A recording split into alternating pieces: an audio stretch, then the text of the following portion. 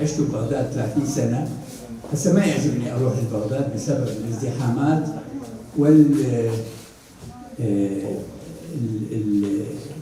تحولت إلى ميجابول يسموها بالإنجليزي، يعني هي مدينة بشعة من ناحية الكثافة السكانية. تقريبا ربع العراق عايش في منطقة بغداد وحواليها،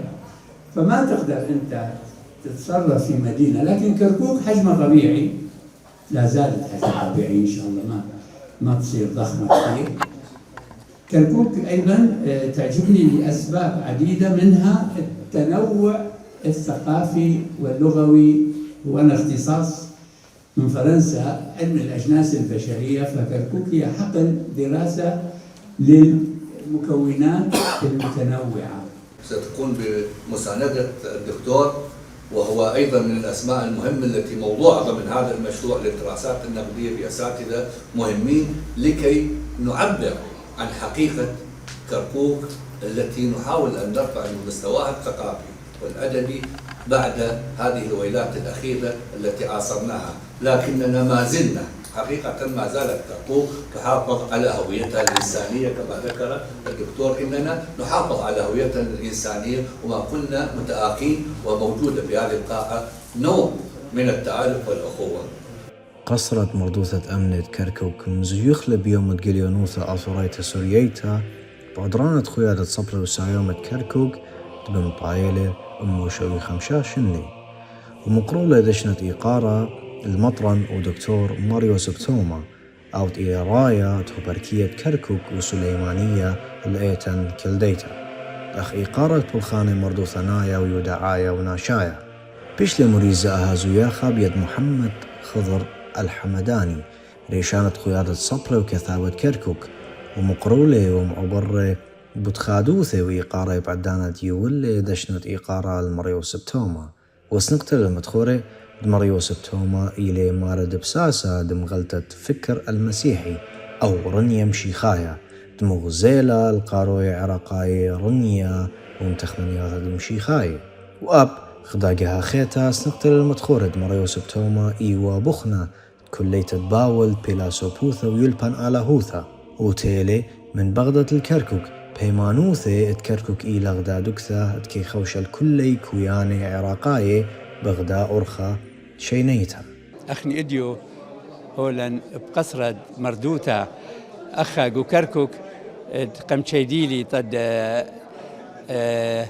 أودي خا تخرونيا دي إيقارة شولة دودلن قد يمديتا وخبتا وبسمتا دي لمليتا من مردوتا ومن تشعيتا كركوك بسمتا إلى وأنا رابا بصخلي غزالي أو قناشك بيش إديو ألنا طيري وطلب من آلها هما شهوية أي مديتا برختا وقيمي جوان قدية ومخبيلة ومزيدي جو خبة ديو. طبعا أخني إديو حديرا آخا أمت سيدنا المطران قم بلغيلة مكرميلة شخصيته أدبية وكل شولان دود لآخ أبكركوك فآون ده محكوية كل يولبانت قمنا قاود بغداد لأنه هو رئيس تحرير مجلة فكر المسيحي واتوالي دورة لاهوتية مداني شباب وآخر بكركوك كنت سرشني بلخلي ودي خمندي طاوة تا ناشد كركوك بنيلي مركز توحد ومركز تلاسيميا ومجهز لمركز سرطاني بكل آني أجهزة دلون وموجودين آخر بكركوك. فإذا يعني إبالي مقادم خدمة تا بني عمد كركوك. إديو تبقلان قمتشي دخل مطران يوسف توما استضافة قمو دخل جو بيت الثقافي طبعا بحيرتها منا ومن بيت الثقافي شدلن أو ناشا بريخة وهالأدية واختيوة وبشماية